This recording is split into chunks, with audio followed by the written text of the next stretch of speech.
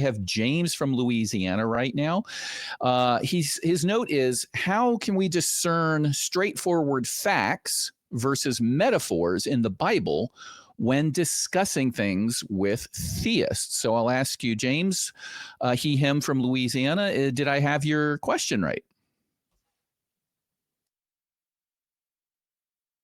I can't pretty hear much, it. yeah. Oh, there we go. Okay.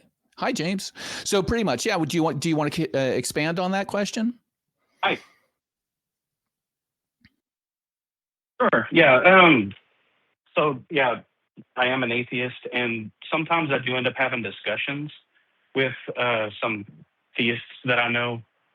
And one thing that I cannot seem to quite vocalize properly, I guess you could say, is how do you tell what's poetry or not to be taken literally versus what actually happened when most of it's written as though it's literal, like it actually happened? I understand. That is a common frustration. Jamie, would you like to take the first crack at it? I know my method. So there's things in the Bible that can be independently verified. You know, we know that certain places exist and certain events actually happened.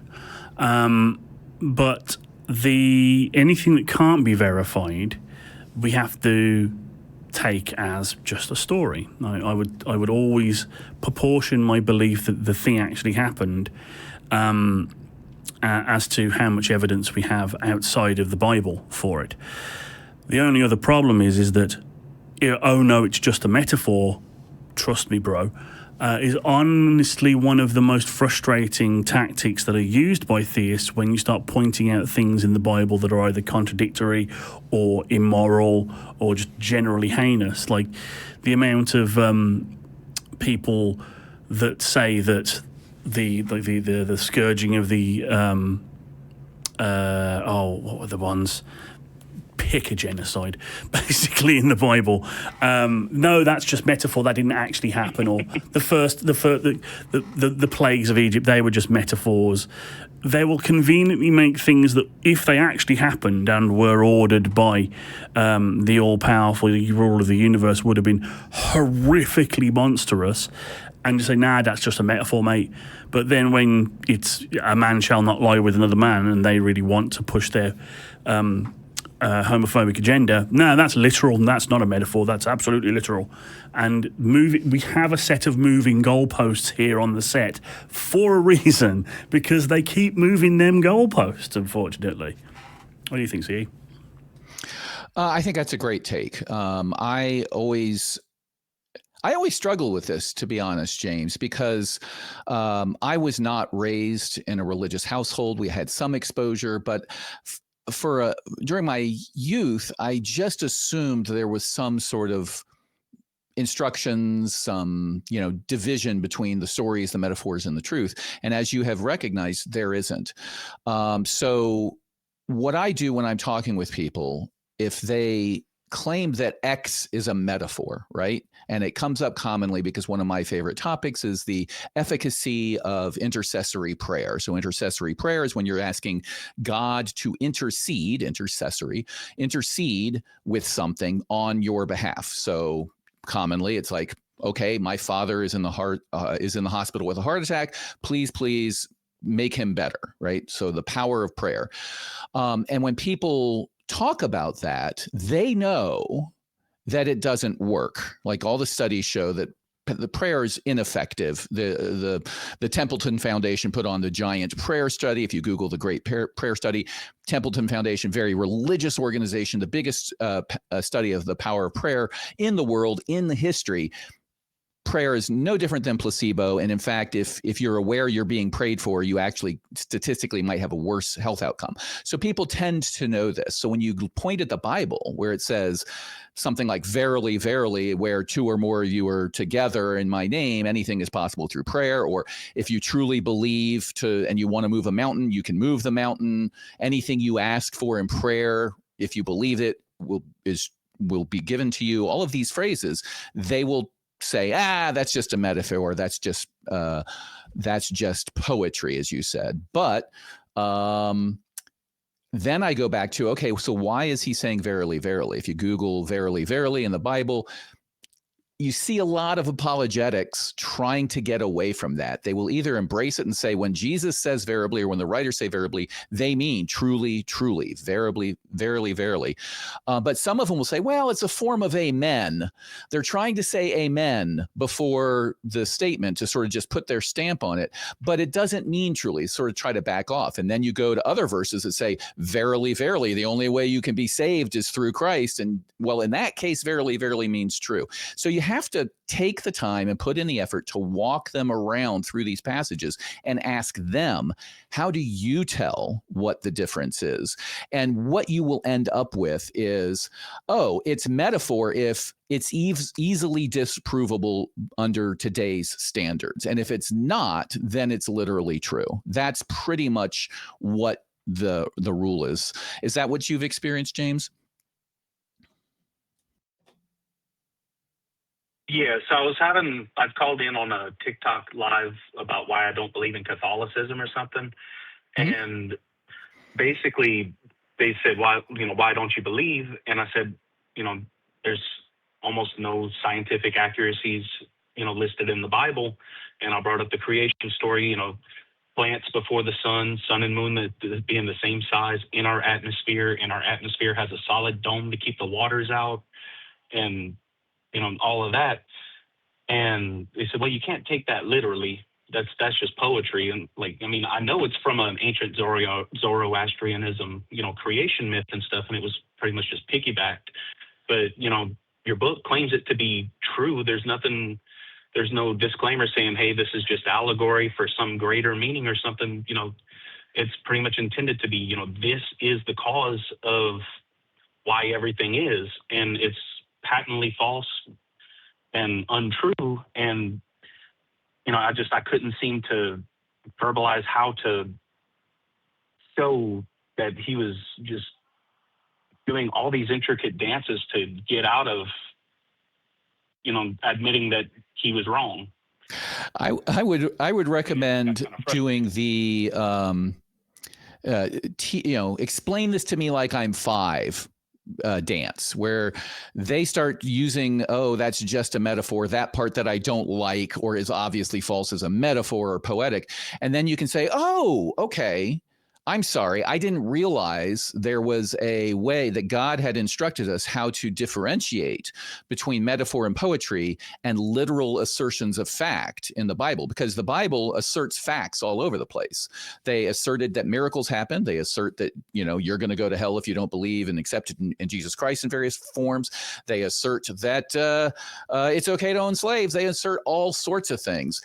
And then you ask them, the person who's making the claim that the Bible is true and is asserting facts, how do I tell? What is the consistent rule that God has given us to discern what is flowery language and what is the assertion of facts and the guideline for the most important question in the history of all the universe? If it's true, how do we get to an afterlife? And they won't be able to give you a rule. At least let me not straw man anybody or put words in people's mouths. I have asked that question many times. I have never heard anybody be able to give me a cogent response that is a consistent rule. When in doubt, these are the signals. If we say verily, it's true. If not, it's false or it's metaphor or whatever. They won't go there because verily is used to identify lots of things that are demonstrably false today. So that's the only way I can deal with it, is to say, you just wiping something away as a metaphor calls into question in our discussion the whole concept of, oh, so this whole thing isn't literal. And then I want to jump back to Jamie here, but one other point that's related to that. There are millions of Christians who disagree with whomever you're talking about which one is literal, right?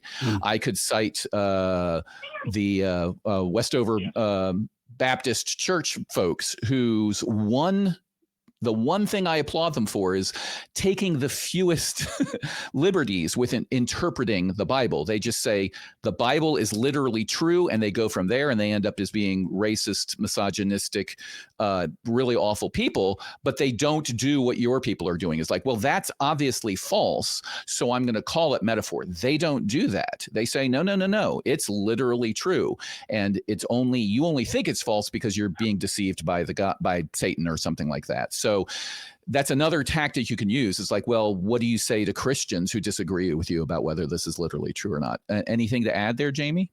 Yeah, I mean, that's a good point. I mean, if it was so cut and dried and clear what's a metaphor and what's not, we wouldn't have all of the different denominations and sectarian violence and all this kind of stuff. And boy, oh boy, ask me how I know that stuff gets real serious. But if you think that the person you're speaking to may be amenable to it, you might want to ask them to look at this text, and let's just take it on a textual level, and if they can detach themselves a little bit from it and go look at it from my perspective as someone who doesn't believe that this is anything but stories, the historical fiction. Let's read one of these passages, one of these stories, and then break it down. You can do it with Genesis. Do that. The one I've recently been reading for a little side project is 2 Kings 2. That's the story of Elijah and Elisha. And at one point during that story, Elijah is literally, and it's a point of fact in the story that it's a literal happening, taken up to heaven in fiery chariots with fiery horses in a whirlwind. Well, this is a physical thing that happened, according to the book.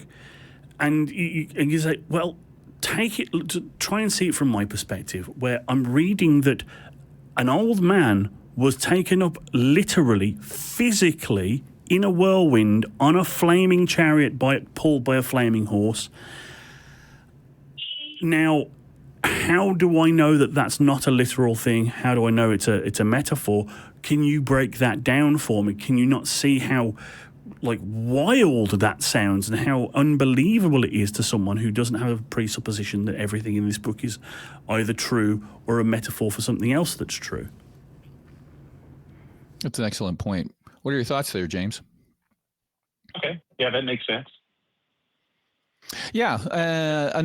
One other thing you can also do is writing on top of that is to ask them about other religions, right? And if they don't believe the Quran, for example, right, where the moon was split in two, and obviously it's not split in two, and I don't think it ever says it, and it was put back together. You will hear the same thing in other religions. Oh, that's metaphor, that's poetry, et cetera, et cetera. But this other part about Yes. women being subservient, no, those are literal instructions, and you can say, you find that laughable, but you don't find it laughable when you do it. Have you ever run into that with the people that you've been conversing with?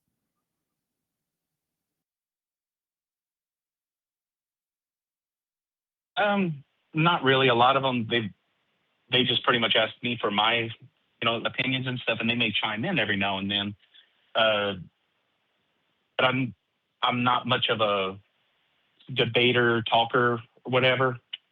And that live that I explained earlier, that was the first time I ever actually had an actual debate. And, I'm not used to having to, dig into other people's belief systems and whatever. And so I was just trying to get some advice. Yeah, TikTok lives are a pretty difficult debate space. I mean, Yep. I've gotten in, and we try and be as even-handed on this show as we can. But I've been in Christians' lives, and it's varied in quality of how well I was treated. And they are often just looking to get a gotcha. You're not there. They're not honestly wanting to know your opinion. What they're doing is they're trying to maneuver you into a position where they can slam dunk you and big up their own preconceptions. So if you can find ones, you might want to try, if you have friends who are Christian, or and wouldn't mind talking about this, or even not do it about Christianity, like any other belief that seems a little bit unfounded. Like maybe you have a friend who believes that the moon landing was faked, or some other thing that is difficult to think. Like, have them make sense to you if they can.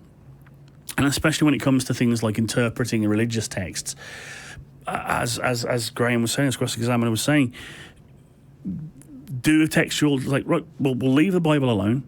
Let's have a look at, I don't know, a passage from the Bhagavad Gita or Norse mythology or something. How do we know that this didn't actually happen? How do we know that it's only metaphor?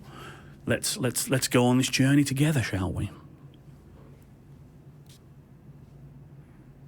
Really, the problem you have is they're asserting that prayer works, that God created the universe, that the earth is 6,000 or 10,000 years old, whatever crazy thing they're asserting.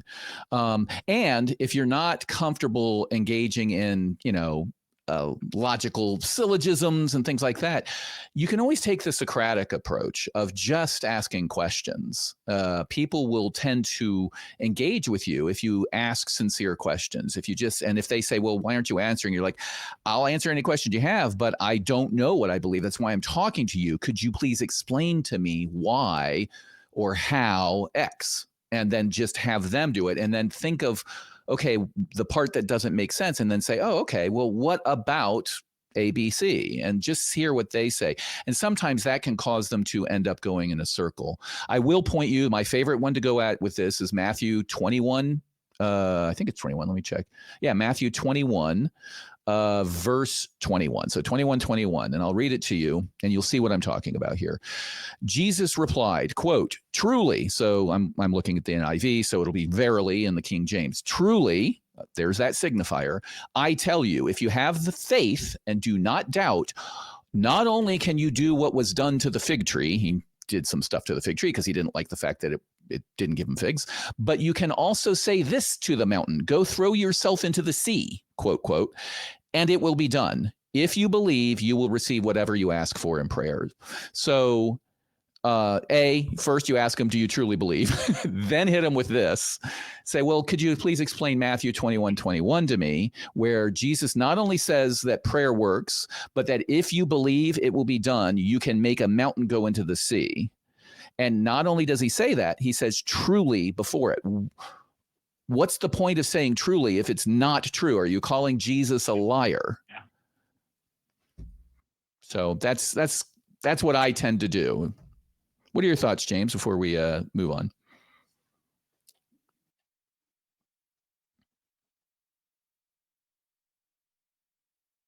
Hello? No, it all really makes sense. Okay. Sorry. Thought he said Jamie for a second. Oh, no problem. We have a little delay here, so that's part of the confusion. I just want to make sure. Do you have any other questions? Go ahead. No, that's all I can really think of. I just wanted to say thank y'all for all y'all's work. I've been an atheist for about 15 years now, but I've been listening to this program for probably about 20, maybe a little bit longer than that. And y'all have really helped me along with logical thinking and things like that. And I'm grateful for all of y'all's hosts, all of y'all's people in the background, and I really appreciate y'all. We appreciate your viewership as well. And don't feel obliged to engage in these conversations if you feel uncomfortable. Take it from me, there is only misery down this path. That is very true. I would second that. So thank you so much, James. Please feel free to call back if you have any other questions, or if you want to relate to us any experience you've had when you're interacting with people.